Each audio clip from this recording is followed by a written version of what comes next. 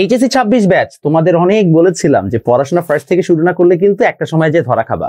Already এখন অনেক মানুষ আমাকে ইনবক্স করছে বারবার যে ভাইয়া আপনার কথা তো প্রথম দিকে শুনি নাই, আমি তো প্রথম দিকে পড়াশোনা করি নাই, কলেজে নতুন হাওয়া লেগেছিল, এটা করেছি সেটা করেছি, এখন পরীক্ষা চলে আসছে সামনে, অলরেডি অনেক কলেজে হচ্ছে যে হাফ ইয়ারলি পরীক্ষা হয়েও গেছে, রেজাল্ট খুব খারাপ হচ্ছে, কলেজে ফেল করছে এবং আমি আস্তে আস্তে ডিপ্রেসড হয়ে পড়ছি, কি করা যেতে পারে?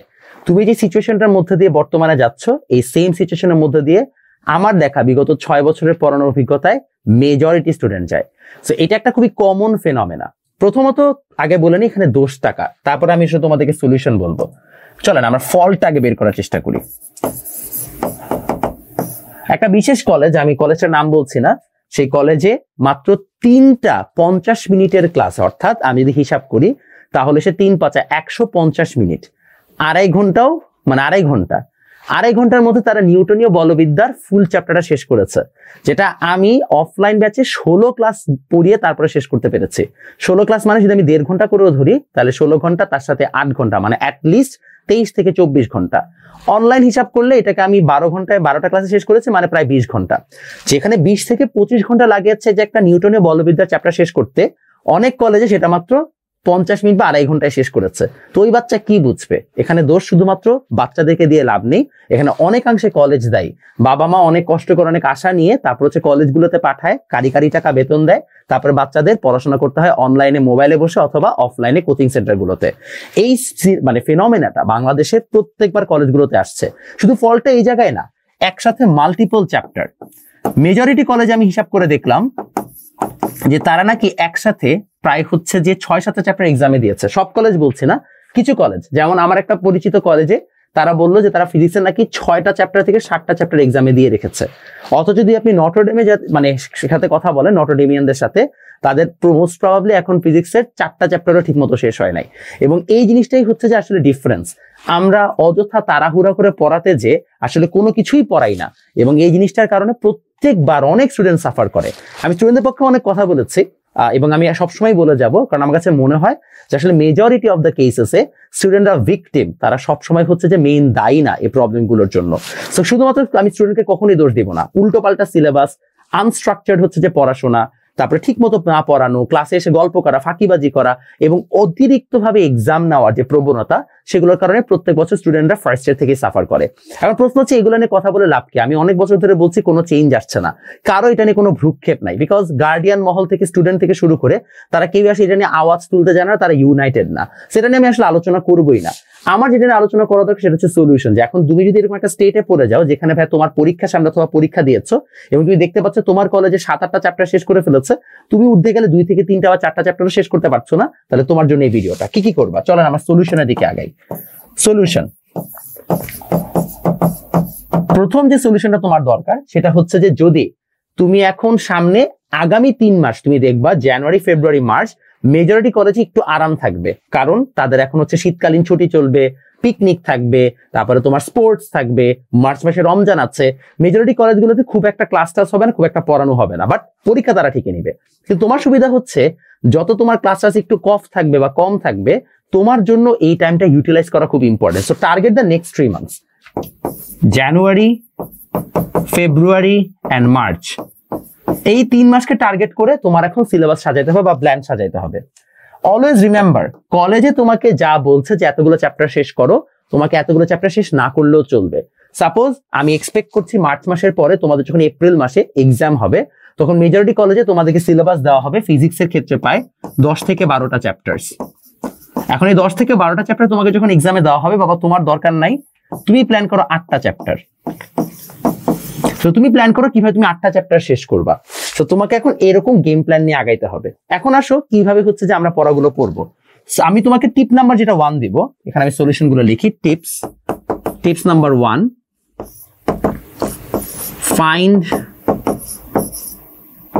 আ কম্প্যাক্ট সোর্স। মনে করো তুমি অফলাইনে পড়ছো, অনলাইনে পড়ছো, যে জায়গায় পড়ো, যদি তোমার কাছে মনে হয় যে ভাইয়া আমি আসলে দিন শেষে এত লম্বা ক্লাস করতে পারছি না, ভাইয়া আমি অফলাইনে যেভাবে স্যাররা পড়াচ্ছে ওই পেসের সাথে পারছি না, ভাইয়া আমার সিলেবাস মিলছে না, তো this is the time when you need to figure out যে ভাই তোমার জন্য কম্প্যাক্ট সোর্স থেকে কিভাবে পড়াশোনা করা যেতে পারে। বিশাল বড় করে তুমি হচ্ছে ইনডেপথ পড়াশোনা করতে যে তুমি যদি ধরা খেয়ে বসে থাকো তাহলে তোমার দ্বারা হবে না। কলেজে এক্সাম খারাপ করলে, রেজাল্ট খারাপ করলে বাবা মা তোমাকে আর সুন্দর মতো কথা বলবে না। তাহলে তোমার কাজে ফার্স্ট অফ অল একটা কম্প্যাক্ট সোর্স বের করা। এই কম্প্যাক্ট সোর্সের ক্ষেত্রে তোমার অনলাইন ক্লাসগুলোর ক্ষেত্রে তুমি কম্প্যাক্ট মানে সোর্স দেখতে পারো। তুমি হচ্ছে যে ম্যাটেরিয়ালের ক্ষেত্রে তুমি কম্প্যাক্ট সোর্সেস দেখতে পারো, যে তুমি কোন বই পড়বা, কোন জায়গা থেকে ম্যাথ করবা। এই দুটো জিনিসে তোমাকে compact sources first of all বের করতে হবে। কম্প্যাক্ট সোর্সেস এর যেহেতু প্রত্যেকবার এই প্রবলেমটা স্টুডেন্টরা ফেস করে, তাই আমি একটা সলিউশন অনেক আগে থেকে চিন্তা করেছিলাম যেভাবে আমি করেছি। সেই সলিউশনগুলো একটু জাস্ট তোমাকে ইন্ট্রোডিউস করে রাখি। সেটা হচ্ছে আমার কেমিস্ট্রির এবং হচ্ছে যে ফিজিক্সের বেশ কয়েকটা বই আছে। কেমিস্ট্রি কনসেপ্ট বুক তোমরা অনেকেই দেখেছো, যেমন গুণগত রসায়ন, এটা অনেকগুলো সেল হয়েছে আমার এই পর্যন্ত। মৌলের পর্যাবৃত্ত ধর্ম অনেকেই নিয়েছে। বইগুলোর বৈশিষ্ট্য খুবই সিম্পল, এগুলোর ইংলিশ ভার্জনও চলে আসছে, তুমি ইংলিশ ভার্জনটাও নিতে পারবা। বইগুলোর আইডিয়া খুবই সিম্পল। গুণগত রসায়ন তোমরা যারা পড়েছো জানো, যে কোনো তোমাদের কেমিস্ট্রি বই খুলে সেটা বিশাল বড় চ্যাপ্টার। আমি মাত্র 65 থেকে 66 পৃষ্ঠার মধ্যে হ্যান্ড রিটেন, এর মানে তুমি যদি এটাকে টাইপড হচ্ছে যে কন্টেন্টের সাথে তুলনা করো, তাহলে অ্যাট বেস্ট 40 পৃষ্ঠা। তাহলে 40 পেজের মধ্যে আমি গুণগত রসায়নকে কমপ্লিট করে দিয়েছি। মাত্র 40 পেজ পড়লে তোমার একাডেমিক থেকে অ্যাডমিশন পর্যন্ত যা যা দরকার সবকিছু এখানে আছে। এবং আমি মিথ্যা বলছি না, অনেক স্টুডেন্টরা কিনেছে, তাদের কাছে রিভিউ শুনে তারপর তুমি নিতে পারো। সো এইভাবে তুমি যারা একটা কম্প্যাক্ট সোর্স থেকে পড়াটা শেষ করতে পারো, বারবার হাই হতাশ করা লাগবে না। এছাড়া ফিজিক্সের একটা আছে অঙ্ক টঙ্ক, মানে হচ্ছে একটু পদার্থ একটু অঙ্ক গাণিতিক সিরিজ, যেখানে ফিজিক্সের তোমরা এত বইয়ের ম্যাথ যদি শেষ করতে না পারো, এই বইয়ের মধ্যে আমরা খুব সুন্দর মতো গুছিয়ে দিয়েছি। মাত্র পার চ্যাপ্টারে 100 থেকে 150 করে ম্যাথ দেওয়া, যেগুলো তুমি টাইপ ওয়াইজ সুন্দর মতো সলিউশন করে গেলে তোমার কিন্তু সবগুলো টান। এবং প্রত্যেকটাতে বোর্ড কোয়েশ্চেন সহ অ্যাডমিশনের কোয়েশ্চেন ব্যাংক সবকিছু দেওয়া আছে।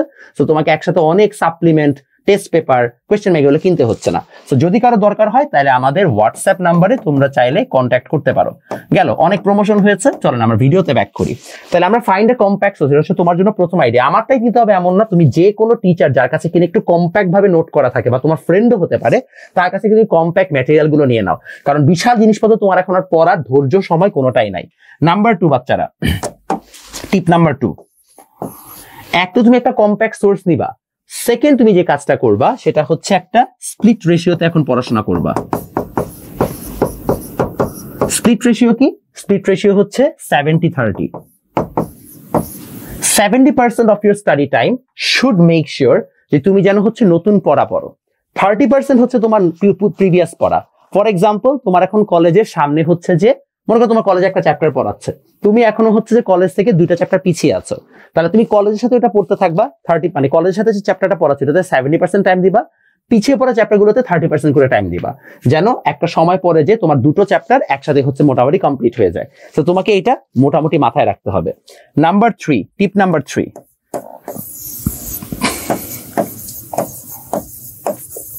Change your teacher.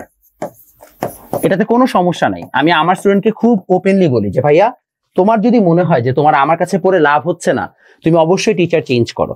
আমি অনেক টেকফুলি কাজ করি আমার অফলাইন ব্যাচগুলোতে।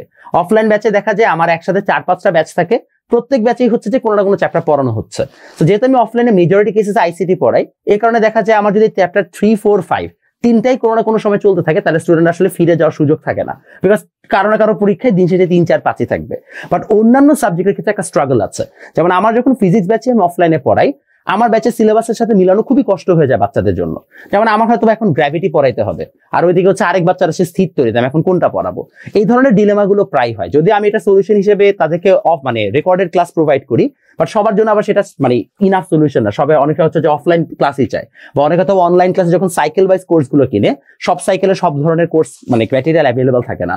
এর জন্য তুমি একটা টিচার এখন লাগলে চেঞ্জ করে নাও। অর্থাৎ তোমার সিলেবাস যার সাথে মিলে, যার সাথে তোমার কম্প্যাটেবল হয়, যে টিচার ভালো পড়ায়, তার সাথে তুমি এখন আস্তে আস্তে আগাইতে থাকো। যদি এখন তুমি টিচার চেঞ্জ না করো, বা এখন যদি তুমি একটা তোমার সাথে কম্প্যাটেবল সিলেবাসের টিচার না নাও, তাহলে পরবর্তীতে তুমি স্ট্রাগল করবা। মেক শিওর এর জন্য তুমি না করো। নাম্বার 4,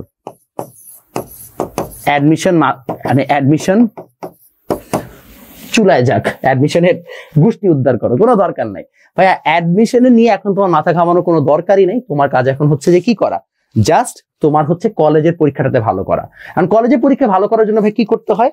ভাই খুব simple system, board question solve. This is a very open secret, যেটা আমি জানি না কেন তোমরা জানো না, কলেজের পরীক্ষা ভালো করার জন্য জাস্ট বোর্ড কোয়েশ্চেন সলভ করতে হয়।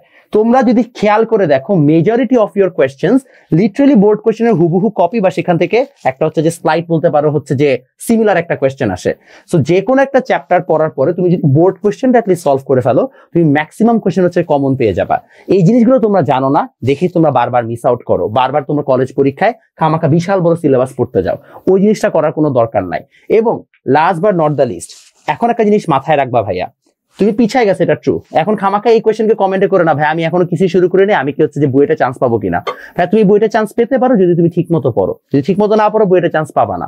যে বাচ্চা এতদিন ঠিক মতো পড়েছে সে যদি এখন পড়া বন্ধ করে দেয় সেও চান্স পাবে না। So that shouldn't B the concern. The concern is আমি পিছায় গেছি, আমাকে এখন ডাবল টাইম পড়তে হবে। যদি ওই মেন্টালিটি না থাকে, যদি তোমার এখনো মনে হয় কোনো শর্টকাট মেথড শিখাইতেন যার মাধ্যমে ম্যাজিক্যালি মানে পড়াশোনা করে আমি হচ্ছে যে পার পেয়ে যাবো, ভাই ম্যাজিক ট্রিক এক্সিস্ট করে না। যে তোমাকে এসব বলবে যে এইসব ম্যাজিক ট্রিক এক্সিস্ট করে, সে তোমার সাথে প্রতারণা করছে। Trust me, it doesn't exist.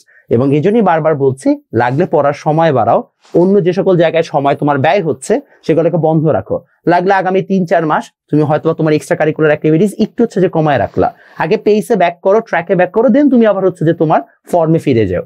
But তুমি যদি এখন একবার পিছায় যাও, সেকেন্ড ইয়ারে তুমি যখন উঠবে তখন তুমি কোনো তালগোল পাবে না। বিশ্বাস করো, মেজরিটি অফ দ্য স্টুডেন্টস যারা অ্যাডমিশনে খারাপ করে তারা এই পয়েন্টটাতেই হারায় যায়, কারণ তারা ফার্স্ট থেকে হচ্ছে এফোর্টটা দিচ্ছে না।